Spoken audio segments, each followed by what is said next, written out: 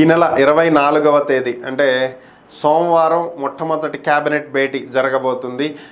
మంత్రులందరూ కూడా సమావేశం కాబోతున్నారు. ఈ క్యాబినెట్ భేటీలో రాష్ట్రంలో త్వరితగతిన తీసుకోవాల్సినటువంటి నిర్ణయాలు ఏంటి, ఏ పథకాలను ఎప్పుడు అమలు చేయాలి, అలానే పోలవరానికి నిధులు ఎలా రాబట్టాలి, అమరావతి రాజధాని నిర్మాణానికి సంబంధించినటువంటి అంశాలు, ఇలా పలు అంశాల మీద నిర్ణయం తీసుకోబోతున్నారు.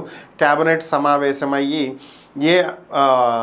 ఏదైతే ప్రియారిటీ ఆర్డర్, దీన్ని ఏవి ముందు చేయాలి, ఏవి తర్వాత చేయాలి, ఏ పథకాలు ఏ విధంగా అమలు చేయాలి, అమలుకు కలిగిన ఉన్నటువంటి సాధ్యాసాధ్యాలేంటి, వీటన్నిటి మీద చర్చించబోతున్నట్లుగా ఒక సమాచారం. ఓవరాల్గా క్యాబినెట్ భేటీలో తీసుకునేటువంటి నిర్ణయాలను బట్టి ఇప్పటికే ఇచ్చినటువంటి హామీల్లో మెగా డిఎస్సి అయితే ఆల్రెడీ అనౌన్స్ చేయటం జరిగింది.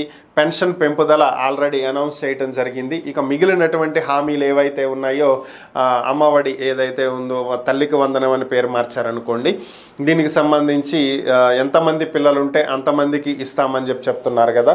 మరి ఇది ఓన్లీ ప్రభుత్వ పాఠశాలలకే అమలు చేస్తారా, ప్రైవేట్ పాఠశాలల్లో ఉన్నటువంటి విద్యార్థులకు కూడా అమలు చేస్తారా, మరి ఏ విధంగా ఇది ఉంటుంది అనేది మార్గదర్శకాలు ఏంటనేది చూడాలి. దానికి సంబంధించినటువంటి అమలు 18 ఏళ్ళు నిండినటువంటి ప్రతి మహిళకు 1500 రూపాయలు ఇస్తామన్నది, నిరుద్యోగ భృతి 3000 ఇస్తామని చెప్పింది, మరి ఏడాదికి 3 గ్యాస్ సిలిండర్లు ఇస్తామని చెప్పినవి కావచ్చు. ఇలా ఇచ్చినటువంటి హామీలు ఏవైతే ఉన్నాయో వీటన్నింటికి సంబంధించి అమలు సాధ్యాసాధ్యాలు ఎప్పుడెప్పుడు ఏ విధంగా అమలు చేయబోతున్నారు ఏంటనేటువంటి వాటి మీద ఒక క్లారిటీ వచ్చేటువంటి అవకాశం ఉంది.